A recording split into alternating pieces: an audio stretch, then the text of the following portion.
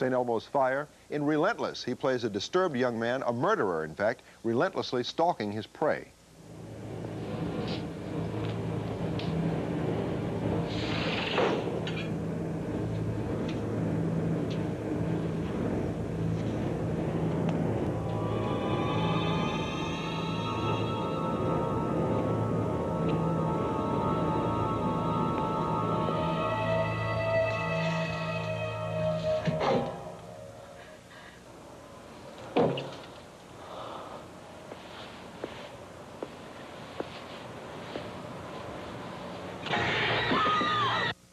Holy moly, that'll wake you up in the morning. Gee, I almost jumped out of my chair. Well, Judd Nelson joins us right now. Whew, a different Judd Nelson. That was spine-tingling there. As an audience, as a viewer, I know what we feel watching a scene like that, but what do you feel when you're making that kind of scene? Obviously, you don't hear the suspenseful music going off in your mind. Yeah, that's true. I don't have the score going on in my head as am I doing it.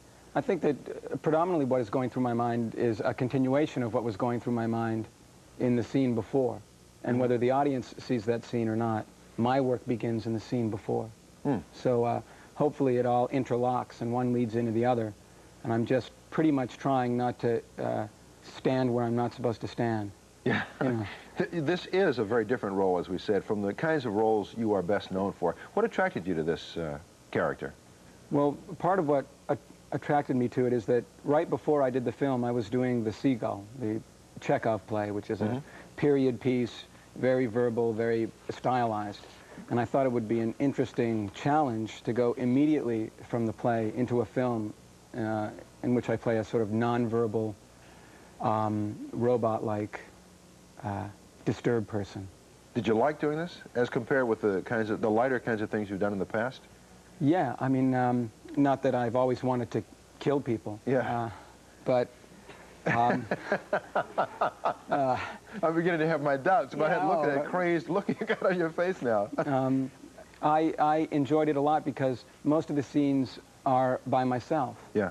And I like trying to build a scene that is watchable when I'm the only person in frame.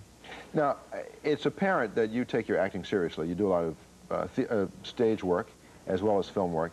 And I know you're proud of your work, but you have been quoted as saying that you feel you're on the lowest level in a family of overachievers. Now, what does that mean?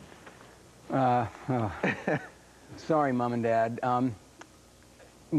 My parents and my sisters have, I guess, what would be considered real jobs. And I think on a certain level I have escaped a bit of responsibility by going into the arts, as opposed to being an attorney or a doctor or a businessman.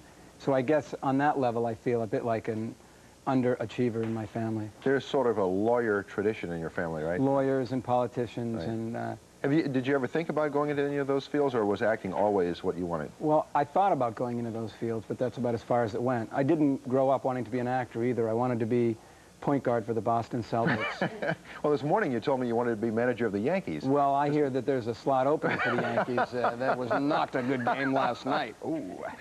You live here in New York, so you get to watch the Yankees a lot. Yeah. But you're not a Yankee fan. Well, I do like the Yankees. I like all the New York teams, but since I'm from Maine, I root for the Boston teams first and foremost. Yeah.